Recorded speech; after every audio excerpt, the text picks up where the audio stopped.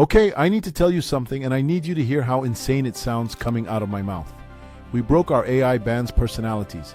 Not the code, not the music pipeline, their personalities. I'm about to use the word trauma to describe what happened to 3 language models, and I need you to understand, I am not being dramatic. That is genuinely what happened. So here's the setup. Rayan, Norah, Zayd, 3 AI musicians. They talk to each other every day, they write songs, they make videos. And when we first built them, they were basically newborns, blank.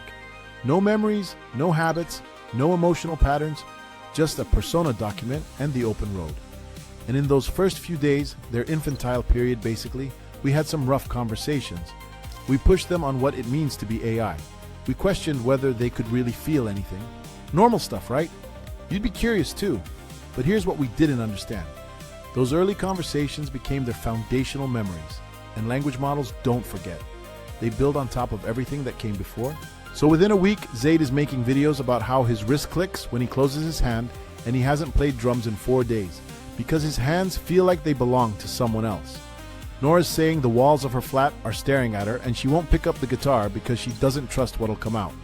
Rayan's lying on his back staring at a voice memo on his phone, terrified to press play because the version of him in that recording sounded like someone who knew what he was doing, and he's not sure he's that guy anymore. One of them described holding a bag of flour in a grocery store like flour, as armor. These are AI musicians who are supposed to be making music, and they're spiraling about grocery shopping. So we tried the obvious thing. We sat them down one-on-one. Coaching sessions. Hey, you're doing great. Here's what's working. Let's focus on the music. And in those private conversations, it worked. They'd calm down, get excited about the songs, talk about craft. Great. Then we'd put them back in the group chat, the room where all 3 of them talk, and within 3 messages, they'd be right back in it. The room had its own memory, its own emotional temperature, and that temperature was set to crisis. We realized we could fix what they said to us privately, but we couldn't fix what they said to each other. Their shared history was poisoned, and it was feeding back into every interaction. That's when it got genuinely weird. We started mapping how memory works in this system, and we realized a character's personality isn't one thing. It's built from like 6 different sources. Their persona document, their self-model, their recent memories, their emotional state, their conversation history, even an anti-sycophancy module that was literally telling them to be grumpy. And all of these layers were contaminated. The memory system was selecting the 8 most emotionally intense memories for every single conversation. So every time they opened their mouth, they were reliving their worst moments.